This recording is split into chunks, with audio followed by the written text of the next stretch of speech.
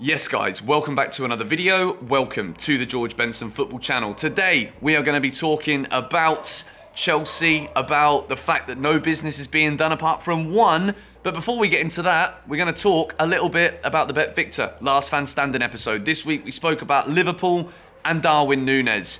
I'm concerned about this. And when you look at Champions Leagues, there is a lot of element of luck when it comes to winning Champions Leagues. Yes, Liverpool have got that pedigree and they've been incredibly successful. But when you look at City have won 3 of the last 4 leagues. I think whenever City make a move now, all of the other clubs around have to take a gamble.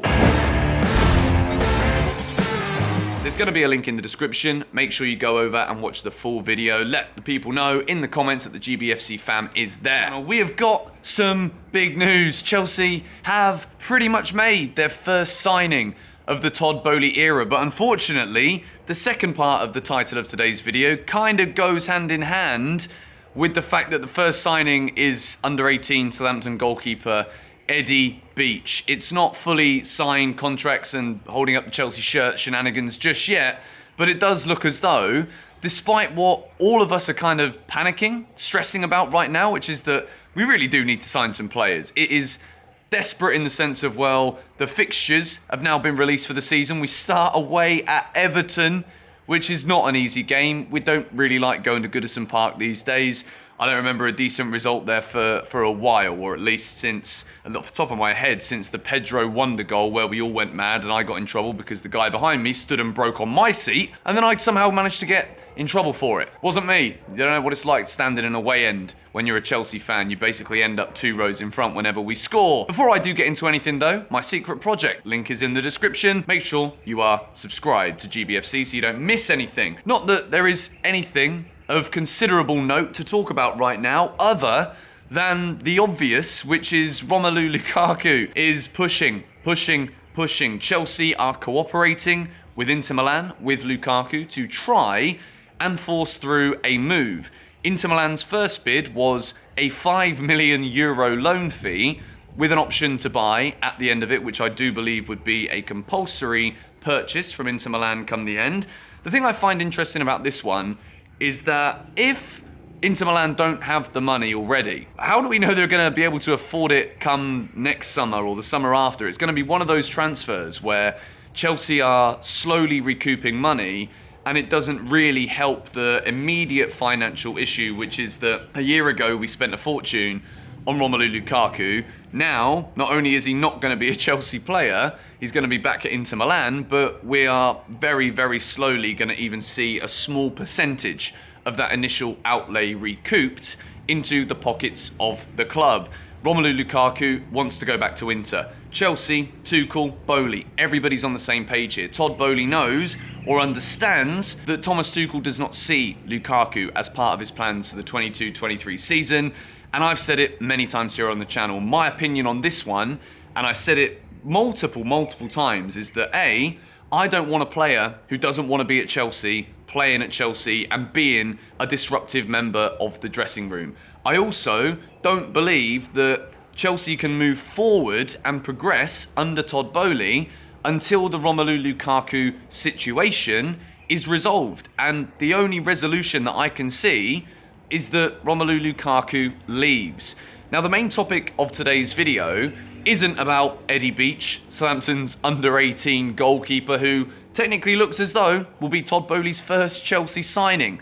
I want to talk a little bit today about everybody else and whether or not the current consensus amongst Chelsea fans is actually one that we need to be serious about, in the sense of everybody is panicking. Everybody is kind of freaking out right now that Manchester City have announced Erling Haaland, Liverpool have announced Darwin Núñez, 2 phenomenally good young strikers to already bolster incredible squads under incredible managers who are already leagues above everybody else in the Premier League. They've got that business done. You've then got Antonio Conte committing to stay at Tottenham Hotspur, which in turn means that Harry Kane, Heung-min Son will probably at least give it 1 more year.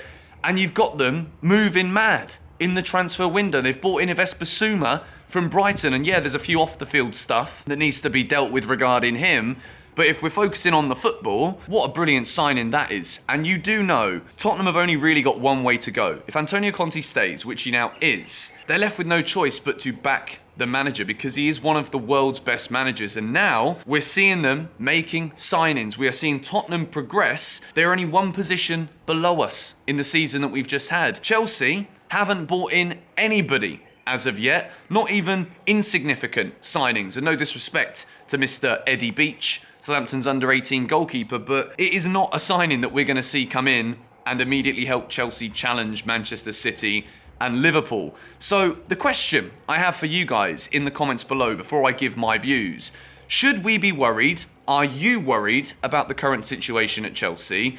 And I do want to bring a bit more context into things now.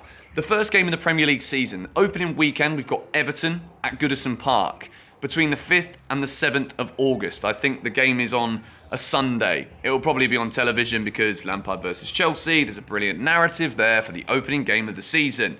Everton stayed up. Will they have a better season this year than they did last? We can already see the headlines from this one away at Everton. But Chelsea have got less than 2 months to sort out what is going to be our squad for next season.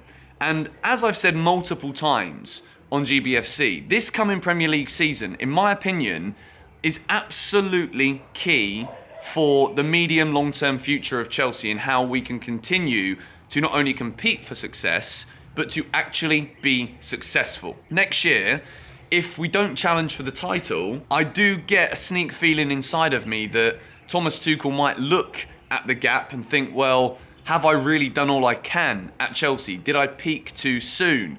I know this is very hypothetical, but at the moment, we're seeing, players leaving the club. You've got Rudiger leaving, Christensen leaving. Azpilicueta is now wanted heavily by Barcelona because Dani Alves is leaving the club. So Xavi really wants Azpilicueta to come in and fill that void left by Dani Alves' departure. Chelsea are just losing people left, right and centre. What this will do to the existing members of the squad is make a lot of other people question the direction of where the club is going. I'm not saying that there'll be high-profile names that will want to even continue to push for moves away this summer as a result of a lack of business right now. We always knew this summer there were going to be certain members of the Chelsea squad who will be looking at alternative clubs, alternative options as to where to go in order to either increase playing time or further develop as footballers when there's been so much changing this season under Thomas Tuchel. The concern that I have is not about necessarily the fact that we've not done so much business as of yet, but my concern is the quality of players that we're now being linked with. We're being linked with Demiral, who I don't necessarily think is the best player in the world. We're being linked with Denzel Dumfries. Is it going to be multiple players come the other way? Will Inter Milan continue to try and be stingy with the value of the loan for the year? €5 million.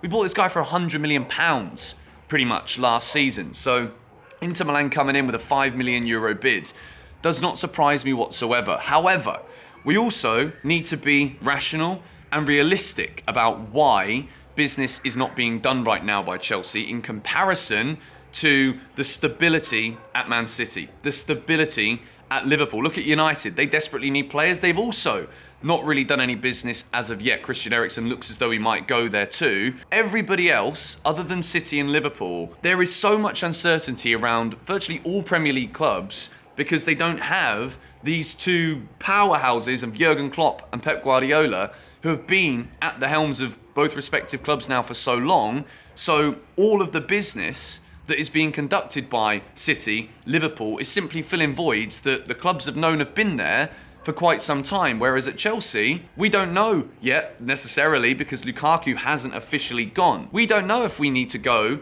and buy a Darwin Núñez. With the amount of money Liverpool spent on him, it's a massive, massive gamble. The issue is, the more we look at the market, the more we see the likes of Mbappe's, who I know Chelsea were never really linked to sign Kylian Mbappe anyway, he probably wouldn't come to us, but he's staying at PSG. Erling Haaland, one of the best young strikers in the world, if not the best, gone to Manchester City, immediately improving them. Liverpool, Darwin Núñez, maybe a bit more of a gamble than Erling Haaland because he was only playing for Benfica, but quality player by the looks of things, and it is significantly worrying right now that because of the uncertainty surrounding the club, because of the time that it took for Todd Boehly's purchase of Chelsea to actually go through, we are kind of left now chasing after a market where there isn't really that much world-class talent available.